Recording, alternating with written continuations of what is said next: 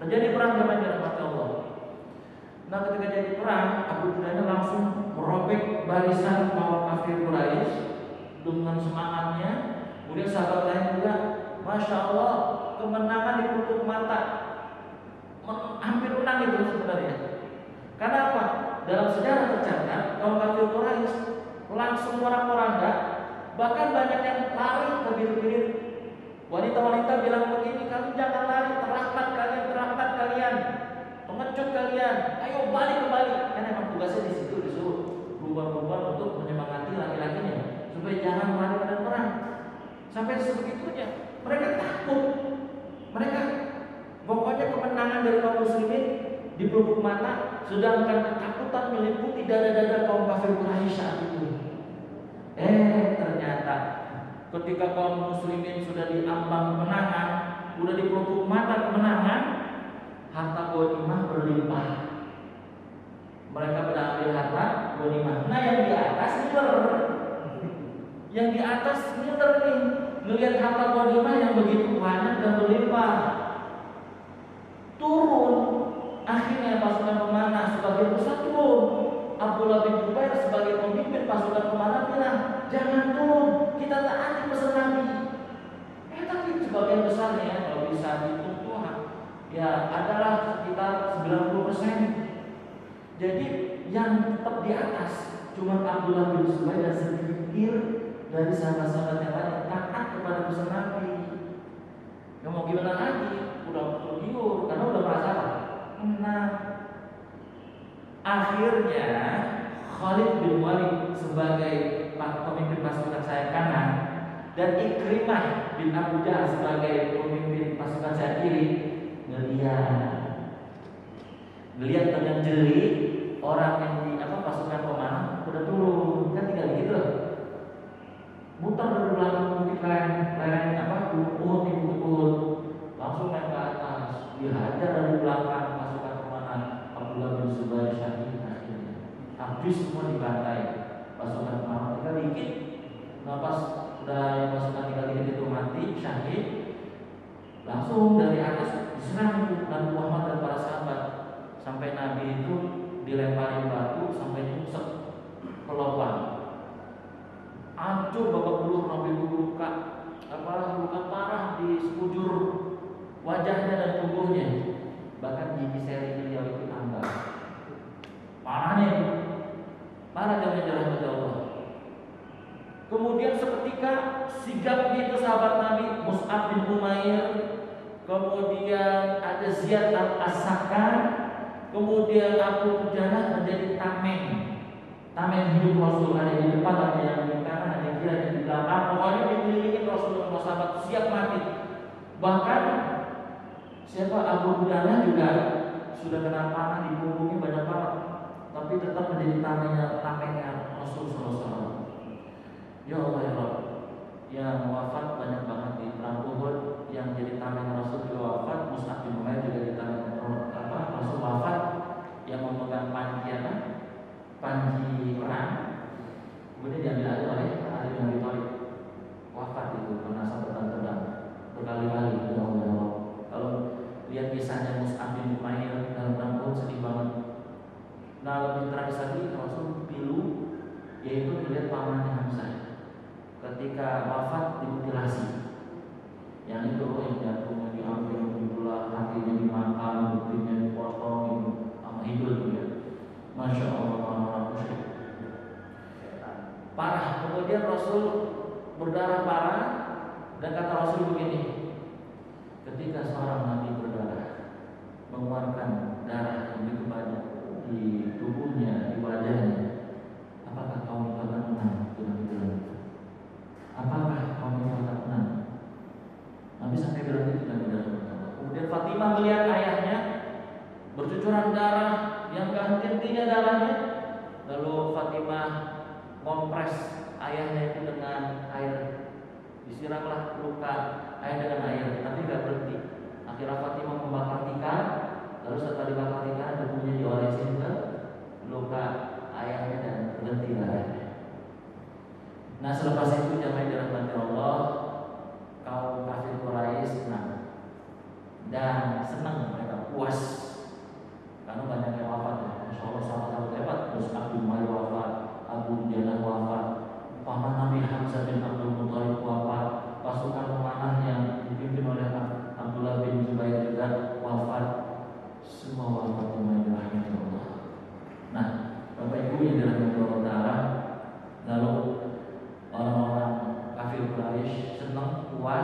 menang, mereka pulang menuju Mekah. Nabi itu kejadian hari Sabtu teman-teman. Jadi hari Sabtu selang 32 bulan setelah hijrah Nabi. Hari Sabtu, kemudian waktunya itu 7 malam setelah Syawal.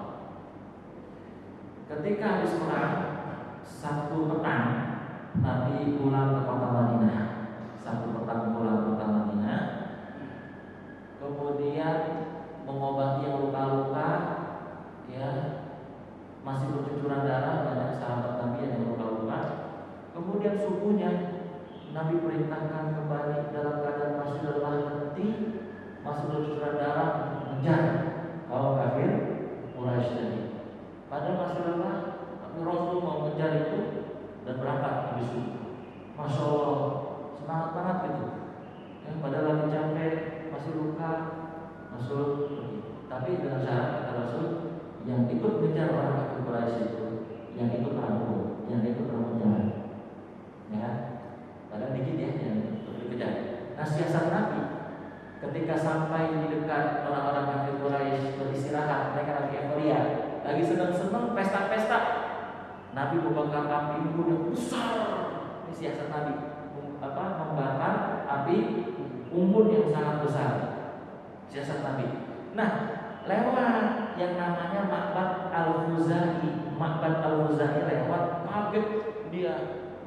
Orang-orang kafir Quraisy melihat itu Muhammad dan pasukannya banyak sekali. Kan kalau lihat api unggun besar, kelihatan pasukan banyak. Dia langsung lari mengejar pasukan musuh, pasukan kafir Quraisy yang dipimpin Abu Sufyan. Nanya Abu Sufyan, kamu melihat apa? Kata Abu Sufyan, aku melihat Muhammad dan sahabat-sahabatnya seperti marah, ingin balas dendam, dan pasukannya banyak. Padahal cuma Nabi doang yang punya. Pasukannya segitu, nggak banyak. Strategi Nabi itu luar biasa. Akhirnya takut nih Abu Sufyan dan kaum kafir Quraisy langsung, yang tadi lagi enak-enak senang-senang, langsung balik ke kota Mekah. Akhirnya Nabi balik lagi. Nabi di situ di Hamro, ya, itu Hamro al-Asad, itu daerah 10 km dari Madinah. Ya, untuk nakut-nakut itu. Setelah Nabi berada di Hamro al-Aswad itu selama 3 hari, Senin, Selasa, Rabu. Nah, baru pulang ke Madinah. Nah, itulah kisah kekalahan perang Uhud. Contohnya, walaupun nggak penting pendapatnya, mesti kita dengerin. Nggak pandang dulu. Nabi menerima usulan dari sahabat ingusan yang katanya Abdullah bin Ubay bin Salul, orang ingusan yang nggak ikut perang Badar kok diterima gitu. Nabi nggak pandang dulu. Ketika mendengar masukan pendapat dari siapapun, Nabi terima. Ya, harusnya suami-suami juga gitu nih, ya, kadang-kadang bilang wanita nggak penting, ini urusan laki-laki gitu. Nah, ini nggak benar. Nabi itu selalu mendengar pendapat masukan dari istrinya, Aisyah, Khadijah, Zainab, Ummu Salamah. Kadang-kadang gitu, ini urusan laki-laki, wanita mah nggak ada gitu. Ya, jadi itu Nabi SAW sangat menghormati, menghargai pendapat orang lain. Mau penting, mau nggak penting, gitu. Nabi akhlaknya itu ya, kalau orang ngomong itu Nabi itu membuka badan dari ujung kepala sampai ujung kaki berhadapan dengan lawan bicaranya. Kan ada orang ya, kalau kita ajak ngomong mengsong sini, badannya nggak ngeliatin kita. Kalau Nabi itu betul-betul lurus gitu dari ujung kepala, terus sampai orang itu ngomong selesai baru Nabi ngomong. Ini kan keren banget nih bapak-bapak ibu ya. Ya, jadi nggak sombong istilahnya. Nabi itu akhlaknya mulia. Termasuk sama anak kecil, sahabat yang tadi ingusan yang dibilang Abdullah bin Ubay bin Salul ingusan yang gak ikut perang Badar, Nabi terima pendapatnya. Dan ketika ada satu peristiwa jemaah, kalau dalam tradisional atau kaum santri itu ada namanya tabarukan, malam berkah. Ketika Nabi kumpul buat lingkaran bersama sahabat-sahabat, itu Nabi minum. Setelah Nabi minum, pasti sahabat lain pengen setelah Rasul itu mereka. Ya, kan biasa Rasul kan kalau mau ngasih kan dari kanan ke kiri ya. biasa untuk biasakan kanan kiri ya. Ternyata yang sebelah kanan anak kecil, sebelah kiri kakek-kakek, orang tua. Nah ini akhlak Rasul kepada anak kecil. Rasul izin. Nah izin ya, ini yang sebelah saya ada kakek, boleh ya? Gak mau, anak kecil, agak nggak mau saya. Disangkanya mau boleh ya? Nggak mau saya, mau. Katanya saya nggak bakal berikan hak saya, karena anaknya dia kan sebelah kanan. Nah akhirnya Rasul kasih anak kecil itu. Rasul mengerti. Anak kecil itu siapa? Ibnu Abbas. Ibnu Abbas kecil itu cerdas ya. Dia nggak mau, aku nggak mau memberikan hak saya kepada orang lain. Begitu kata itu. Kalau anak kecil kan begitu memang, ya kan? Akhirnya Rasul ngasih anak kecil itu. Rasul menghargai anak kecil. Kita makan anak kagak? Nah, masih kecil lah. Ya, terus ikut-ikutan. Aduh, kapan dewasanya tuh, ya kan? Tapi Nabi menghargai banget anak kecil. Ihtiramul akhirin. Jadi mendahulukan musyawarah. Itu jamin dari Allah Ta'ala. Jadi ini sungguh luar biasa ya. Kemudian dalam musyawarah juga Nabi kan didesak oleh sahabat yang kemudian sahabat minta maaf ya. Apa kata Nabi? Tidak sepantasnya seorang Nabi setelah memakai baju perang dilepas lagi sebelum perang. Itu kata Nabi Muhammad SAW. Kenapa? Kok setelah musyawarah diputuskan kemudian Nabi akan berubah?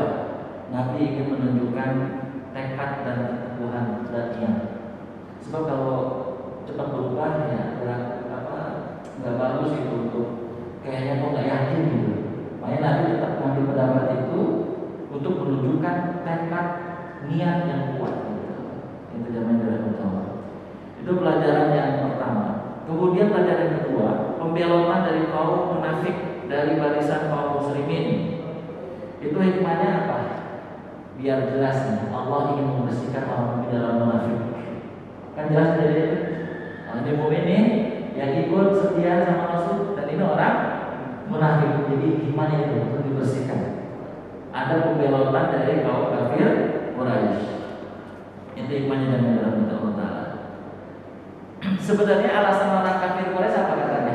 Pendapatnya nggak diterima atau nggak akomodir ya. Kata Abdullah bin Ubay bin Salul. Sebenarnya bukan itu bapak-bapak ibu alasannya. Orang munafik mah bukan itu, dijamin apa alasannya? Satu, nggak mau menanggung resiko perang. Satu.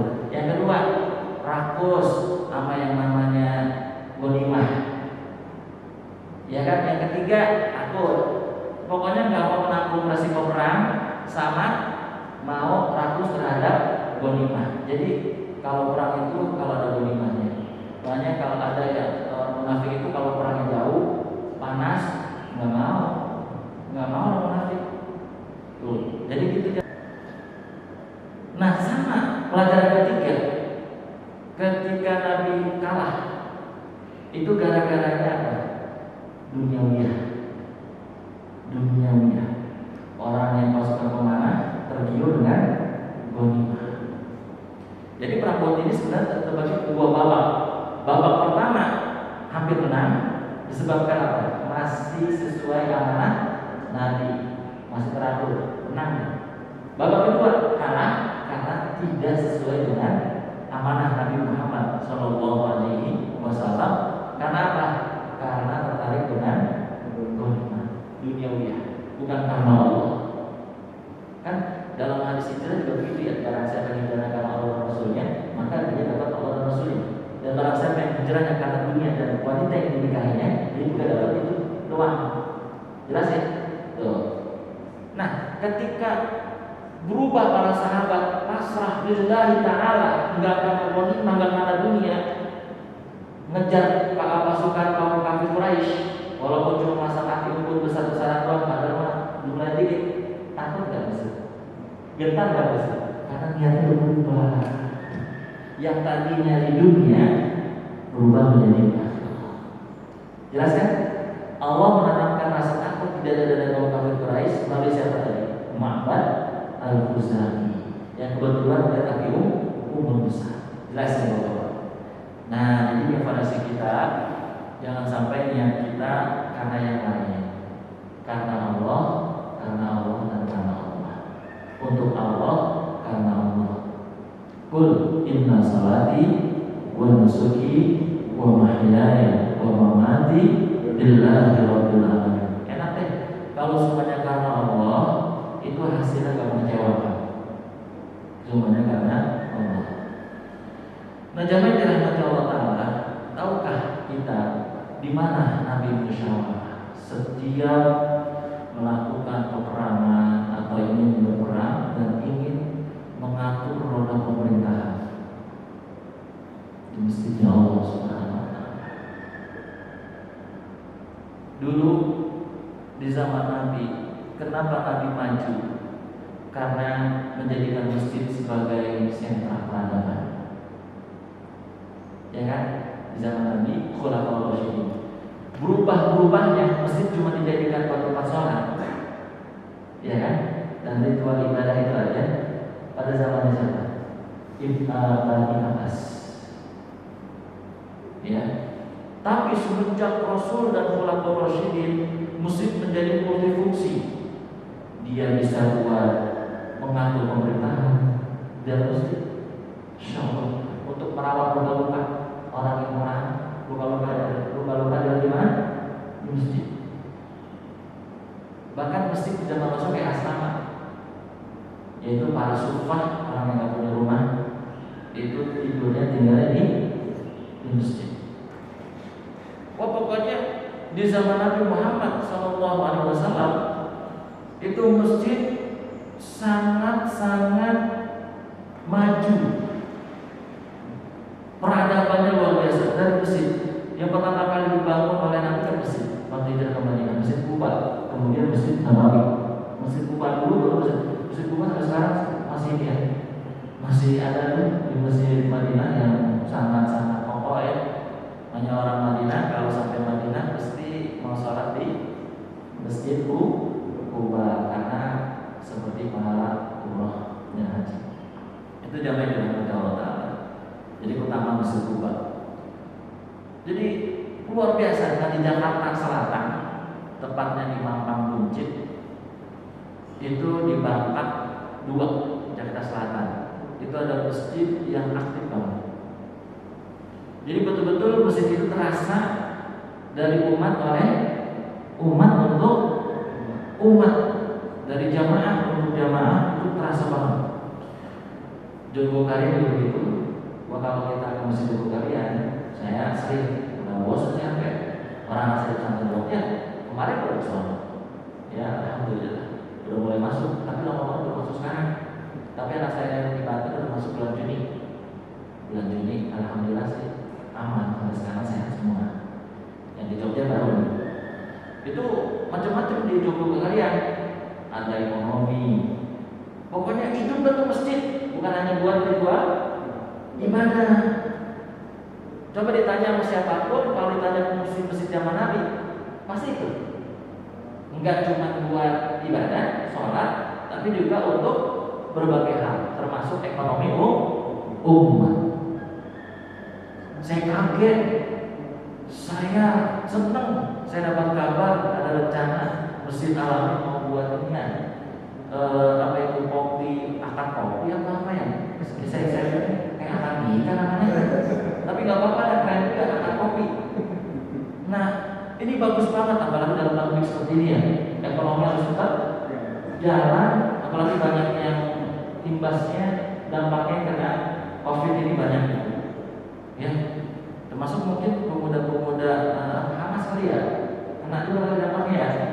Masya Allah.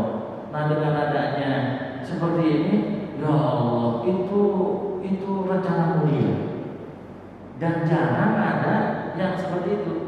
Ya, kalau Jogokarian luar biasa kan, itu mah nggak usah dihitung kan, ya kan? Nah, di Masjid Belakasa juga itu rencananya yang Masjid Islamic Center mau dibuat apa namanya multifungsi masjid, termasuk di yang udah ada juga udah jalan. Jadi ada apa namanya itu, kalau mau belanja itu mau masjid gitu. Kalau mau belanja itu masjid. Jadi kalau usah keluar, masjid dia cuma pasokannya itu produknya dari kita gitu. Ini luar biasa, namanya dalam hati untuk sekarang mestinya kayak begitu. masjid sehingga kita mandiri gitu dalam ekonomi. Masya Allah. Nah kalau ini didukung, itu yang dukung mesti dapat pahala pasti. Karena ini jarang ada orang mau ini. Apalagi sukarela gitu ya. Oh jarang banget itu. Ya kan orang kan maunya kalau jalan ada duit kan, ada fulus, nggak ada fulus nggak fulus. Ya kan jalanan yang kacau gitu kan. Ini bagus, pokoknya saya mah dukung kan. Kalau ada acara masjid-masjid banyak, bukan masjid alami, masjid Jogokarya, masjid-masjid termasuk masjid Garakasan, itu udah jalan. Ya, jadi ada semacam banner digital, beras, sekian, hanya apa dari kita gitu, dari yang jual itu kita, jadi dari kita barangnya. Kalau ada ya ada.